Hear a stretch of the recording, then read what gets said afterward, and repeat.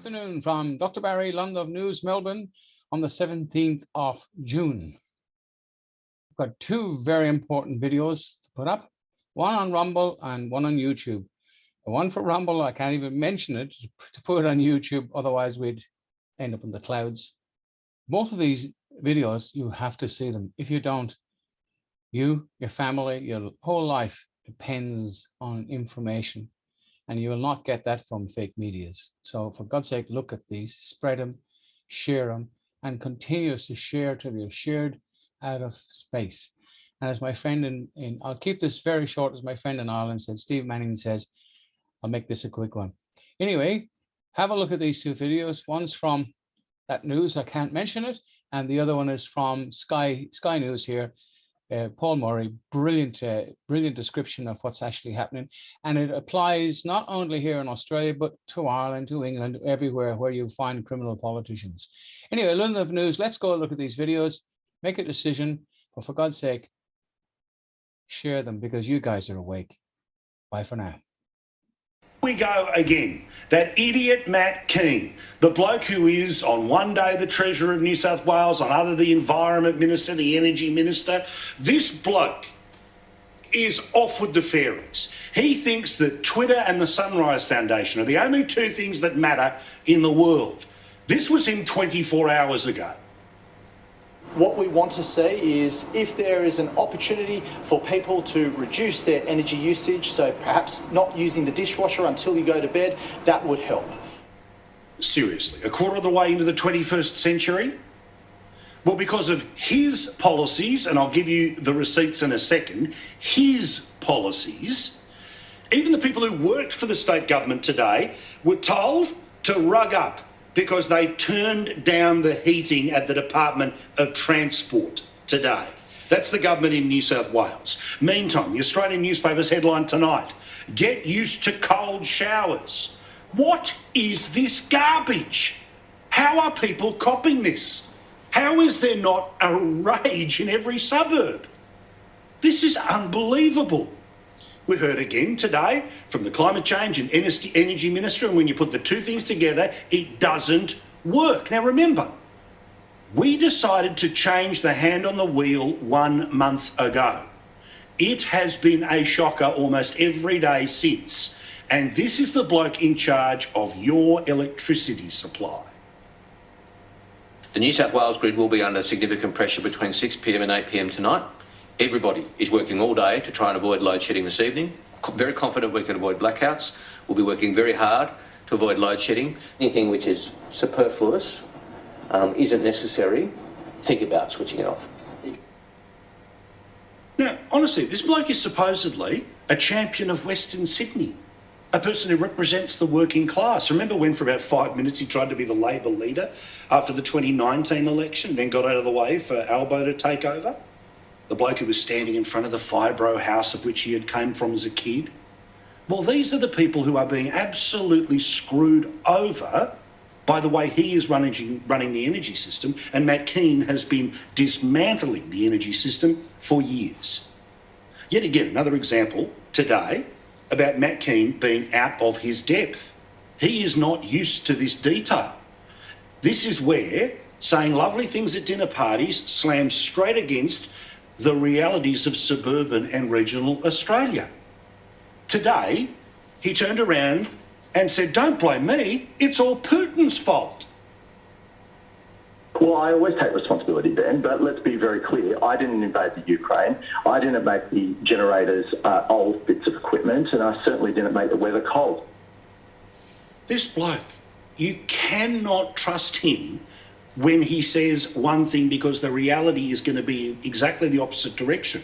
He says he didn't invade Ukraine, but I'll tell you what he did do. When Origin Energy wanted to sell one of the existing and working coal-fired power plants, guess who said no? Matt Keane and the New South Wales government. You want another receipt? Matt Keane has no idea how many people will be affected job loss-wise as a result of that power station closing. None. No idea. Head up his backside. Too busy trying to win over the dinner party set. When a federal government, the last one, tried to build a safety net for our energy market, like coal, guess what? This was like going back to Blockbuster Video. How many times, and I've got to say it, we are where we are because of private companies that are only private companies because state governments sold them off, and state governments who refuse to do anything to improve the safety net of our power system. Are we going to transition? You betcha. Will we eventually move to some form of renewable system once battery technology can get there? Sure, but we're not there yet. And that's not climate denialism. But this bloke's got even more. Such is his obsession that he's even saying that a national park will go net zero, but not straight away, considering the last time I checked, it's mostly trees. No, we have to wait till 2028. What is it that's going on in our national parks that I'm not aware of, that it needs 5 more years before, 6 more years before you can do anything? This bloke, honestly. Meantime, Albo, the new broom, he's playing tough in Canberra today, along with his idiot energy minister. But Channel 9, that far right-wing TV station, well, they explained the fundamental problem that I have been talking about for years, which is it's not about whether green power is better than coal power. It's about cost of transition, and that cost of transition isn't just this. It's being told that you can't heat your house at the start of winter. Here's Chris Uhlmann explaining why the current national energy market doesn't work, because state ministers like that idiot Matt Keane have said no, no, no to a safety net. But the inconvenient truth is the national electricity market has a generating capacity of just over 65,000 megawatts. Right now, coal and gas provide about 70% of annual generation. Peak demand in winter reaches around 33,000 megawatts and always comes just after sunset. So solar is unavailable, and the amount of energy delivered by the 10,000 megawatts of installed wind power depends on the weather. What we're learning is that winter is possibly going to be more challenging in a high renewables grid than summer, because in winter the sun sets before the evening peak starts, so the big solar we've got on rooftops and in solar projects around the country isn't working, and the wind is sometimes there and sometimes not. Learning? You could stand in the middle of a field in Broken Hill and know that the sun goes down a little bit earlier in winter than it does summer. But again, none of this seems to matter. Somehow all of this is about a decade of disaster, blah, blah, blah, blah, blah. Tell me one renewable energy project that's been knocked back in the past 10 years. Yet Bowen arrogantly today turns around and says, well, we know how to store water, so why don't we store energy? Well, mate, you know and I know that no one's built a dam in 20 years. We can't even store water anymore. Every time there's a giant deluge, it just floods out to sea. Honestly, when the technology exists, I'll be first in line. But the idea that the technology exists now is just not true, which means you have to have the safety net. And just like you have a social safety net for when people lose their job, and you have a medical safety net, which means people don't get corrupted, don't get destroyed by their medical bills when they go to hospital, you need a safety net when it comes to energy. And again, there was somebody else in charge a month ago. We weren't experiencing this a month ago. What has changed? Well, you know what's changed. Yet the doubling down today has been extraordinary. Chris Bowen is going to be, in my view, one of the first ministers to cause Albanese major problems. Now, Twitter might love him because he uses renewable as an exchange for an excuse every single time. But as Chris Uhlmann asked him today, based off the evidence you have just seen, whether he likes it or not, we need a safety net, and the fastest ones are to repair what we currently have, to extend it until we live in a world where the battery can take over. Before this press conference began, 56% of the national electricity market was being run by black and brown coal, 15% by gas. The wind on the market was less than 1/3 of installed capacity at 10%. In South Australia, 25%, but sometimes it can get up to 90%. So isn't part of the supply problem the fact that you cannot direct wind into the market? The only thing you can do is to keep the coal-fired generators going to their end of life and to fix the ones that you've got now and to include them in any capacity market. I know that's been a long-held view of yours. It's not one I agree with. The problem is there hasn't been enough investment in renewable energy. The problem is there hasn't been enough... No, you've asked your question, Chris, so I'm going to answer it. There hasn't been enough investment in storage. Yes, you can say the wind doesn't always blow and the sun doesn't always shine. Well, the rain doesn't always fall either, but we manage to store the water. We can store the renewable energy if we have the investment. No, you moron, you tried to build a third story on the house while kicking out the foundations. That's what has happened over the past 10 years. And the absolute arrogance to think, and this is going to be this bloke's problem, is every time he gets in trouble, he just gets a little bit more swaggery and thinks he can be a little bit louder, and certainty will cover everything. Well, that's not going to be good enough. Surely, normal people in Australia can see what is happening and should punish the state governments that have let it happen and never forget the promise that was made by this federal government. I want you, here's your homework after tonight's show. Go and find your last energy bill, the last energy bill that you got. And I want you to get a magnet and I want you to put it on your fridge while we are still allowed to use them. Because there is a promise, remember, from Anthony Albanese, and it started the day he became Prime Minister, and he will not be able to deliver it. And if he can't, how can you vote for him? That households will benefit by $275 on average. Reducing power prices by $275. That will reduce power prices by $275 on average for prices by $275. They're going to go up by $275 before they ever start going down. Oh, but will he get a pat on the back because it's $275 down from the $275 top? No.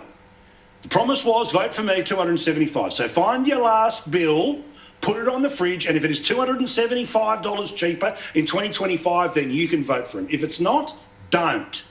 Because all you are doing is going to be rewarding people who don't have to pay the consequences. People whose pay rise will always go up because it's an independent tribunal that decides it. Now, of course, today, as you will have seen, the Labor government decided to sign the piece of paper, send it off to the UN to say it's now 43% when it comes to emissions reduction in just the next 8 years. The bit that's missing is that what they want to do with the renewable sector is in those next 8 years push it to more than 80% of the market. Where are these wind farms going to go?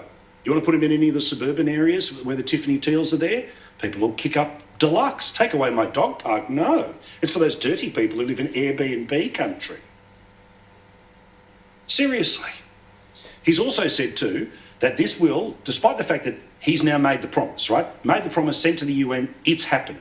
There is nothing else that needs to happen. Remember I told you, stroke of a pen they can change a country? Well, they've used it and they've changed the country. That's our path for the next 3 years or 8 years to 2030. And he expects to be Prime Minister in 2030, 40, 50, 60, and there are plenty of people cheering him on for being the forever Prime Minister of Australia. But I think we all know what's going to happen if we keep having energy problems like we do right now, let alone in supply, let alone in cost, let alone the industries that go after it. He now says that there has to be a vote in Parliament to confirm what he's already done. We will introduce legislation when the Parliament sits in July. We don't need the legislation to be clear. So it'll be up to the Parliament, but I hope that what happens is that people from across the spectrum have a look at not just the government's position that we have a clear mandate for, but have a look as well at the backing that is there for our position and seize this opportunity to head Australia in the right direction. This is economic reform, it's substantial, but it will also have an environmental benefit. Economic reform. Oh, and by the way, if 600,000 jobs don't fall from the sky in the next 8 years, honestly, these people... Now remember, by the way, all of this is a stunt. He's already done it. It's over, finished, done, 43%. That's where we are. Forget your 2050 whinging, bitching and moaning. 2030 has now been set. It is 43%. But remember, for anything to get through the Parliament, he's got a majority in the lower house. In the upper house, he doesn't have a majority. In fact, the only way he can get a majority is if the Greens, who want 75% by 2030, or one of the Teal Independents, one of the Climate 200 gang, like David Pocock, the brand new senator from the ACT, who wants 60% by 2030, Oh, no. So therefore it all comes down to pressure on Peter Dutton. Why won't the Liberals back our target? We don't need to vote for a piece of legislation that is meaningless by your own words. So let's see how the Greens go. Let's see how the Teals go, and ignore the garbage that the Liberals have to do anything, because it's already been done. Meantime, can we stop this game being played by the new Resources Minister, who is out there, Madeleine King, saying, oh, well, please, whatever you do, don't demonise the resources sector. I agree with her, but it's too late. Your government's already signed the piece of paper. It's already said what it wants to do. It's in partnership with the Greens in the upper house and best mates with New Zealand that has put a tax on cows burping and farting. Now, this comes today as BHP's decided that they are going to close the biggest coal mill in New South Wales. It will disappear in 2030. And guess who congratulated BHP on this decision today? The freshly elected Labor MP for the Hunter. Meantime, the Greens have said that they will not pass anything in the federal budget if it can help the resources sector. Remember, he has no path through the parliament unless it's the Greens plus David Pocock. He can't even get there with all of the Greens. And just a reminder, by the way, to those of you who hate the resources sector, how on God's earth are you going to replace the revenue? Now, I know there are people who say, hate smoking, but guess what? It creates about, $14 billion worth of tax. So, okay, ban it tomorrow, $14 billion hole. You want to ban petrol cars? That's $11 billion gone from the federal budget. You want to shut down all the mining? Well, there you go, $24 billion gone from the federal budget. $15 billion gone from the state budget. Honestly, that's the consequences. So next time you hear somebody say that we desperately have to do this bloke talks about an economic reform. The economic reform will rob the budget of tens of billions of dollars, not create them. It will rob jobs. It will not create 600,000 new jobs. It'll increase your power prices, not cut them by 275. But somehow, if you make this point, somehow you're a climate denier. Bullshit! The cost of transition and the problems of transition have only been my front and centre concern. The reality that Australia produces 1% and a bit of the world's problems, and China can keep going under Paris. Remember this. Under Paris, they can do whatever they want till 2030. We've signed up to cutting by 43 by 2030. The US say they want to cut by 50 by 2030, but unlike Joe Biden, we've set the target. Joe Biden needs to pass a law to make it happen, and guess what? He can't get it passed. So we are now literally going to try to outpace the United States while China can piddle on us from a great height. It is beyond frustrating. Now, I'm going to be very clear. There is an absolute reason why I get as passionate as I do each and every night, and these are the people who are the genuine, forgotten and left behind people. Now, I know that there are more people who work for a small business than own a small business, but I'm from a family of people who have taken the risk, gone all in, and are about small business. Some of my best mates, all in on small business. But Labor doesn't care about those people. Remember what Daniel Andrews did during lockdown. Big business, big union, big government. Everyone else, buggy. Well, of course, the media is celebrating the minimum wage rise, which, yes, is good for the people who get it. But my point, and the reason I fight, is what about the people who have to pay it? And because you have 23 people in the federal cabinet, only 2 of which have worked in small business, including one who was a senator who launched a wine label while he was a senator, these people have no idea where the money comes from. Because you can just keep borrowing forever and, eventually no one will call in the debt federally. But if you're a business and you increase the cost of employing people by 5% in one whack, guess what happens? Like this bloke. DJ Lee's his name, runs a cafe in Perth. You've got to pay our rent. You've got the costs of goods, from packaging through to produce, electricity and everything like that. It's continuously going up. Now they want to increase the wages. A lot of business owners are telling me that they pay a lot over the minimum wage and they're still finding it hard to find staff, and then they're adding to the costs and it's not working out for them. And there was a bloke, Philip, who was the reason I get so peed off every night. He was on Sky News today and he's a cafe owner. This poor bugger is copping it from every possible direction. After 2 years when government told him he couldn't open his business. We just cannot do it. We cannot survive on that. And long term, will we be able to open? Probably not at this point. Philip, how are you holding up then with all of these cost pressures? Save your tears for the pillow. I mean,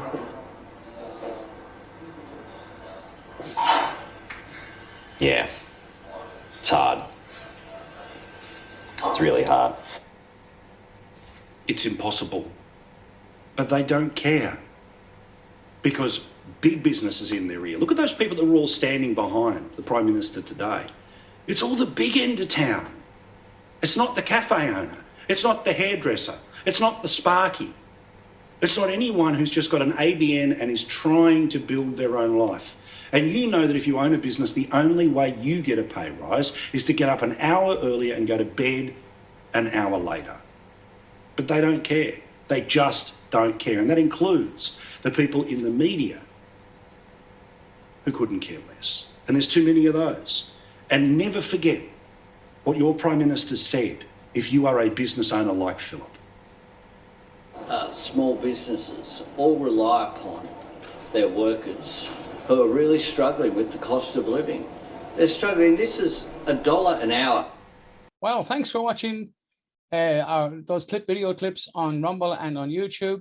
Please subscribe, guys. Thanks for watching. Spread the word and keep on fighting back, because if you don't, well, we've got grandchildren and it's not going to be a very pleasant world.